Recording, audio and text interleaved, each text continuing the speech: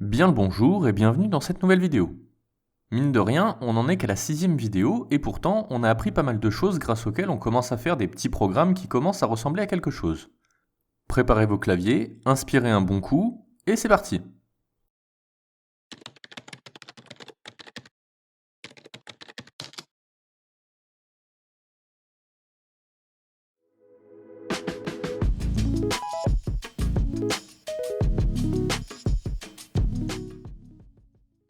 Aujourd'hui, on va être feignant.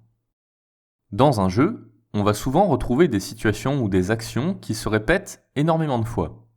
Un exemple parmi tant d'autres, l'enchantement de l'équipement. Suivant les jeux, cette action est plus ou moins difficile à réaliser avec succès, ce qui fait qu'on va essayer encore et encore.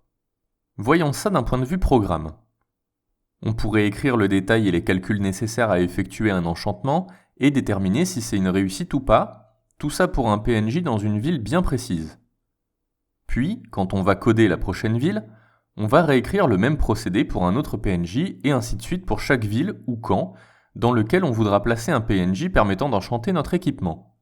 Ce processus va poser plusieurs problèmes. C'est long, c'est embêtant, c'est lourd, c'est embêtant, c'est pas pratique, c'est embêtant, et c'est pas ce qu'il y a de plus lisible. Et au passage, c'est embêtant. Ça serait tellement mieux qu'il y ait quelque chose qui existe et qui fasse le boulot tout seul. Bon, là comme ça, il n'y en a pas. Mais on peut le créer. Aujourd'hui, on va parler des fonctions. Commençons par la définition.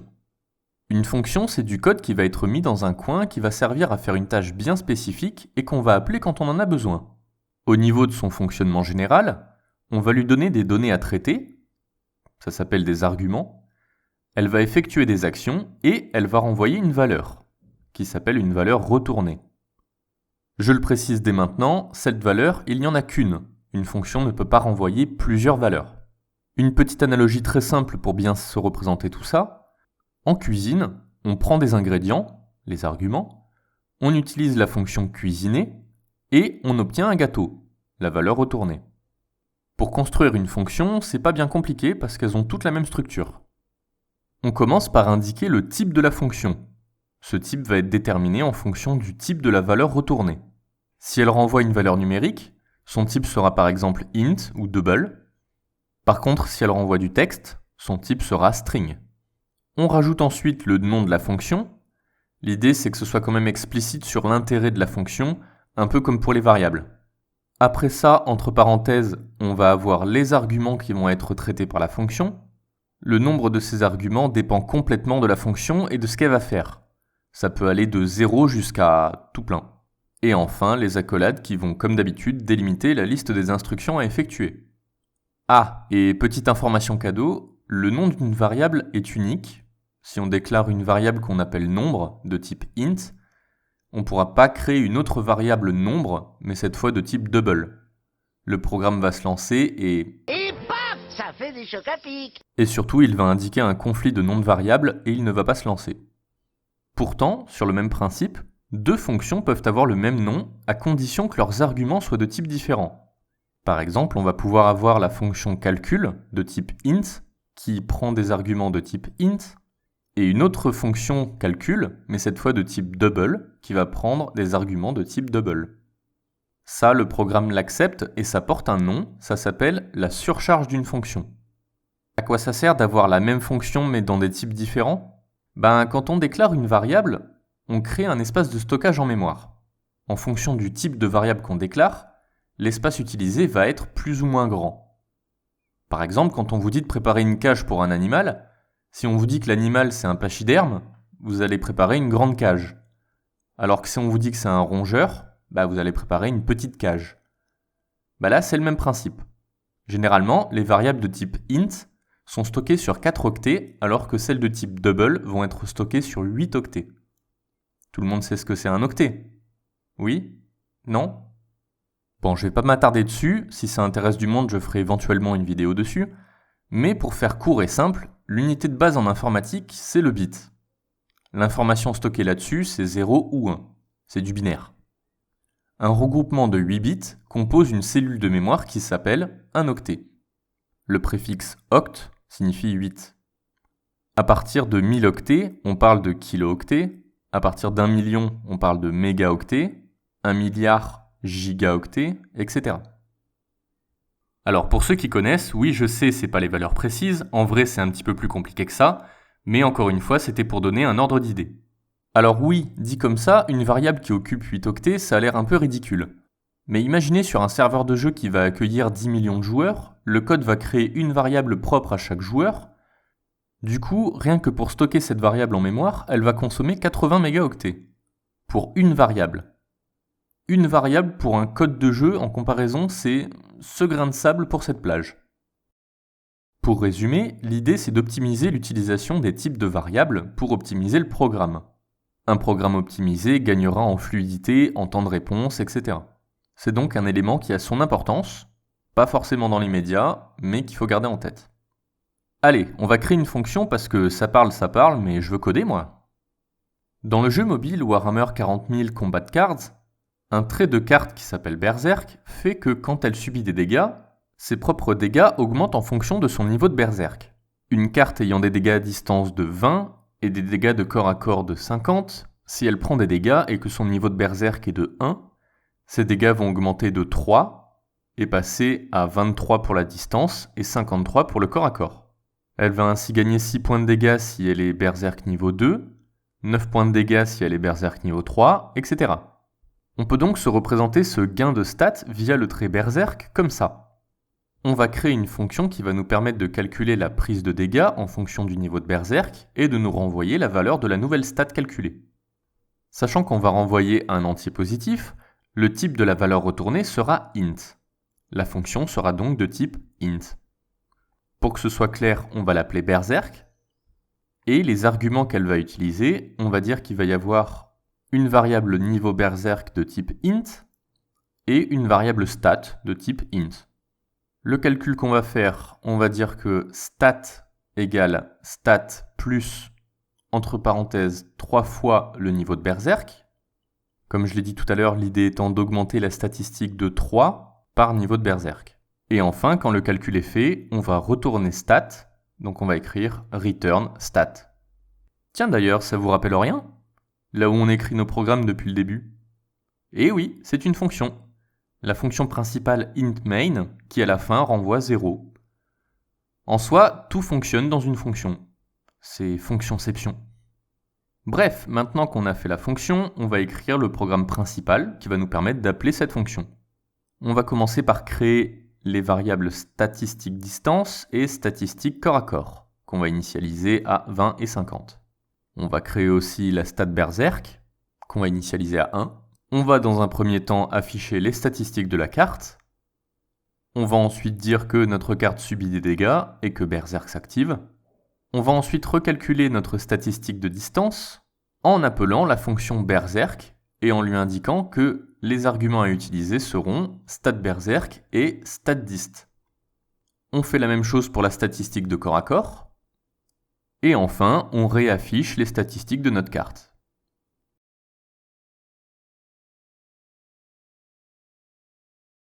Et on peut voir que, à Berserk niveau 1, la carte a bien pris 3 dans ses dégâts à distance et dans ses dégâts au corps à corps. On peut relancer le test en mettant cette fois le niveau de Berserk au niveau 2, et on voit qu'elle a bien pris 6 points de dégâts. En faisant comme ça, on évite de réécrire les calculs encore et encore. C'est quand même plus pratique. Petite précision. Dans ce programme, on voit que les variables déclarées dans la fonction main sont différentes de celles de la fonction Berserk, et ne semblent pas vraiment avoir de lien entre elles. Et en un sens, c'est le cas. En réalité, les fonctions ne travaillent qu'avec leurs propres variables. Dans cet exemple, on voit qu'on injecte la valeur de la statistique de distance dans la fonction lors de son appel. Pour autant, la variable statDist n'est pas modifiée ni utilisée dans la fonction. En fait, sa valeur est transmise à la variable stat, qui, elle, va être utilisée par la fonction Berserk. Tant que j'y suis, une autre information importante. Tout à l'heure, j'ai dit que les fonctions pouvaient avoir le même nom tant qu'elles sont de types différents, mais que c'était impossible pour les variables. C'est vrai, mais pas complet. En fait, il n'est pas possible d'utiliser le même nom pour deux variables différentes dans une même fonction. Par contre, c'est tout à fait possible d'appeler deux variables pareilles si elles sont dans deux fonctions différentes. Il faudra juste bien se rappeler que ce sont deux variables bien distinctes, dans deux zones d'application bien distinctes. Du coup, si je reprends l'exemple qu'on vient de voir, il est tout à fait possible de l'écrire comme ça. On voit bien qu'on a deux variables qui s'appellent niveau berserk, présentes dans deux fonctions différentes, et quand on lance le programme, ça marche très bien. Encore une fois, il faut faire un exercice de gymnastique dans sa tête pour bien dissocier les variables, bien qu'étant nommées pareilles, mais il faut bien avouer que ça peut aider qu'elles portent le même nom. Je vous rappelle que l'idée c'est de trouver des noms qui vont bien indiquer le but de la variable pour que le programme soit plus facile à comprendre et à lire. Si la limitation du nom de variable était totale, sur des programmes gigantesques comme des jeux vidéo, ça serait juste mission impossible de trouver un nom pour chaque variable. Là, on a vu un exemple avec une fonction qui prend deux arguments. Mais, comme je l'avais dit tout à l'heure, il est tout à fait possible de faire des fonctions qui ne reçoivent pas du tout d'arguments. Dans les MMORPG, il n'est pas rare d'avoir des animaux de compagnie. Ceux-ci peuvent être nommés comme on veut. Pour effectuer cette action, on peut donc créer une fonction et l'appeler quand on en a besoin. On pourrait l'écrire comme ça. Elle va envoyer une chaîne de caractères, du coup, elle va être de type string. On va l'appeler nonPet, et comme elle ne va pas prendre d'arguments, on va mettre des parenthèses vides. On va créer une variable non animal de type string. On va afficher un message nous demandant comment on veut appeler notre animal. On va récupérer le nom de l'animal. Et on va retourner la variable non animal. Maintenant, dans la fonction principale, on va créer deux variables. Une pour le nom du chien et une pour le nom du lapin. On met un message qui nous dit qu'on vient de récupérer un chien. Et pour récupérer le nom du chien, on va tout simplement appeler la fonction. Un petit message pour vérifier qu'on a bien récupéré le nom. Et on refait le même principe pour le lapin.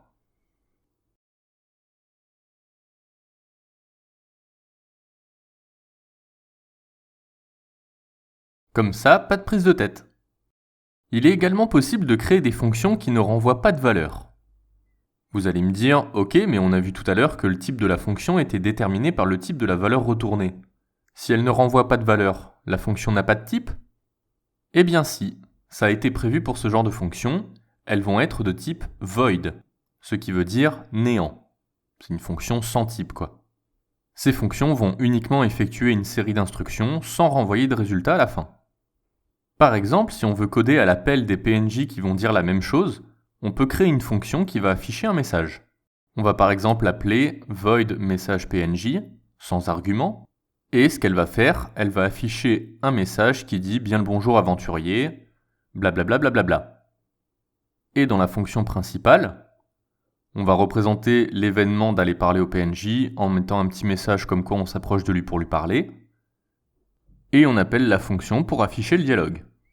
On peut ainsi reproduire le processus pour un autre PNJ. On voit bien qu'il n'y a que l'instruction cout qui est effectuée par la fonction. Il n'y a pas de valeur spécifiquement retournée, il n'y a donc pas la présence de return dans ce genre de fonction. Au final, faire des fonctions c'est chouette, ça peut considérablement réduire la taille du code et surtout ça n'a pas l'air extrêmement compliqué. En gros, il n'y a que du positif. Avant de faire un dernier exemple, on va quand même revenir sur le fonctionnement d'une fonction tel qu'on l'a vu dans cette vidéo en s'aidant de l'exemple des stats. Ce qui va être important, c'est de savoir ce qui se passe au niveau de la mémoire quand on exécute ce programme. J'avais abordé le fait qu'une variable créée prend une certaine place dans la mémoire. Ici, on va donc avoir nos variables de la fonction principale, et au moment de l'appel de la fonction, deux autres variables qui vont se créer avec leur espace de stockage à elles. La valeur de chaque variable de la fonction va être définie par les variables définies comme argument au moment de l'appel. On dit que l'argument est passé par valeur. Dans l'absolu, là, vu la taille du programme, c'est pas vraiment impactant. Mais si on avait un programme plus gros, avec des fonctions qui prenaient plus d'arguments, ça ferait un paquet de variables au final. C'est pour ça qu'il y a une autre façon de procéder, le passage par référence. Vous vous rappelez des références ? Si c'est pas le cas, ou si vous l'avez pas vu, je vous invite à aller regarder l'épisode 2, dans lequel j'en parle. Petit rappel rapide, une référence est une autre appellation pour une variable, une sorte de surnom, qui va permettre d'accéder directement à la valeur de la variable sans l'utiliser elle-même. Sur ce principe, il est donc possible quand on crée la fonction de définir une référence à une variable.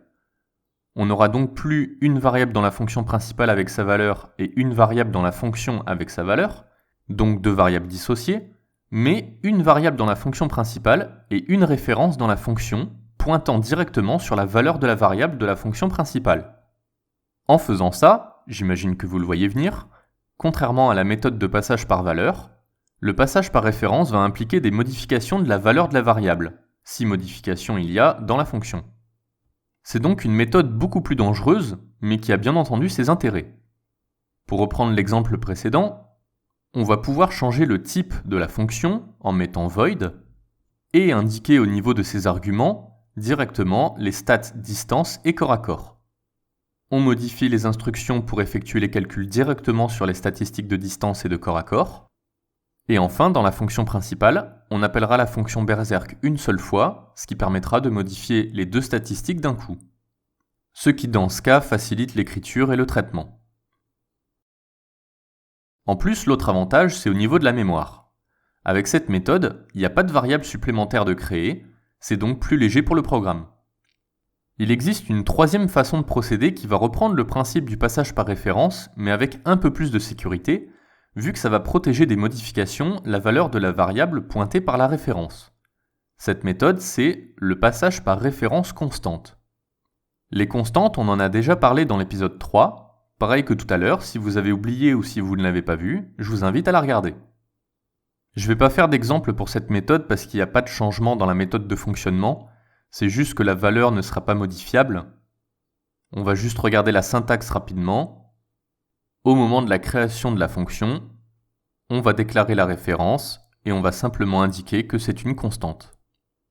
On a maintenant 3 façons de créer des fonctions, et le moment voulu, il faudra bien réfléchir à celle qu'on veut utiliser, et comme dirait l'autre, choisissez judicieusement. Allez, on va finir sur un dernier exemple pour reprendre tout ça. Au début de la vidéo, j'avais commencé à parler du cas de l'enchantement de notre stuff. Admettons qu'on va voir un PNJ pour nous permettre d'enchanter notre épée, pour qu'elle fasse des attaques de feu. Pour ça, il nous faut du matériel à utiliser pour l'enchantement, on va dire des orbes, des pierres magiques et un parchemin d'attributs d'attaque de feu. On va commencer par écrire la fonction, et il faut se demander quelle valeur va être retournée par la fonction. Ce qu'on peut se dire, c'est que la fonction va retourner 1 si l'enchantement a réussi, et 0 si ça n'a pas marché. Elle va donc retourner un entier, la fonction sera donc de type int. On va l'appeler par exemple enchantStuffFeu, et elle va travailler avec des références, donc on va créer int et orbe, int et pierre magique, int et parchemin attaque feu. On va commencer par déclarer nos variables outils, donc on va avoir le résultat, qu'on va initialiser à 0, et la réponse, qui va être une chaîne de caractères. On va ensuite afficher un petit message qui va simplement nous demander si on veut effectuer l'enchantement ou pas. Parce que oui, encore une fois, pour effectuer l'enchantement, il nous faut du matériel. Si on n'a pas le matériel, on choisira de ne pas effectuer l'enchantement. Pour ça, on va donc afficher ce que ça va nous coûter, et ensuite afficher l'inventaire pour savoir ce dont on dispose.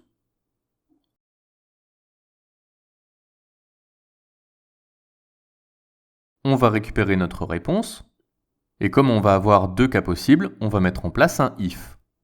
On va dire si la réponse c'est oui, alors on va retirer 20 orbes de notre total d'orbes, on va retirer 35 pierres magiques et un parchemin de feu.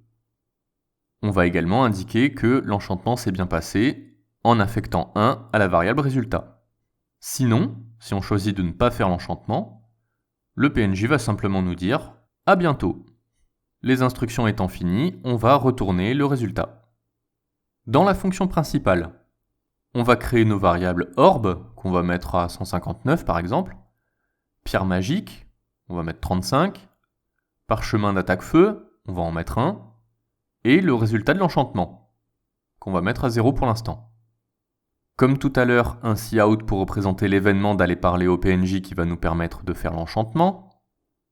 On fait l'appel de la fonction avec nos variables orbe, pierre magique et parchemin d'attaque feu, et le résultat, on va l'affecter à la variable résultat de l'enchantement. Si l'enchantement a eu lieu et que c'est une réussite, on va mettre un message nous félicitant et nous disant que notre épée est enchantée. Sinon, rien. Dans notre exemple, le cas où résulte enchante vaudrait 0, c'est seulement le cas où on a refusé de faire l'enchantement. Et si on est dans ce cas, la fonction va déjà renvoyer le fait que le PNJ nous dit à bientôt. On n'a donc pas besoin de préciser le « sinon », et comme on n'est pas obligé de l'écrire si ça va rester vide, du coup on met rien. Et pour finir, on va afficher notre inventaire pour voir s'il y a eu des modifications ou pas. On peut maintenant lancer le programme et tester les deux cas. Le premier cas où on dit non, il nous dit bien à bientôt et notre inventaire reste inchangé. Et le cas où on dit oui, l'enchantement a eu lieu et on voit que notre inventaire a été modifié. Voilà, ça sera tout pour aujourd'hui, merci d'avoir suivi cette vidéo, j'espère que ça vous plaît toujours autant et que de votre côté vous commencez à mettre ces petites briques bout à bout au fur et à mesure pour créer quelque chose d'intéressant.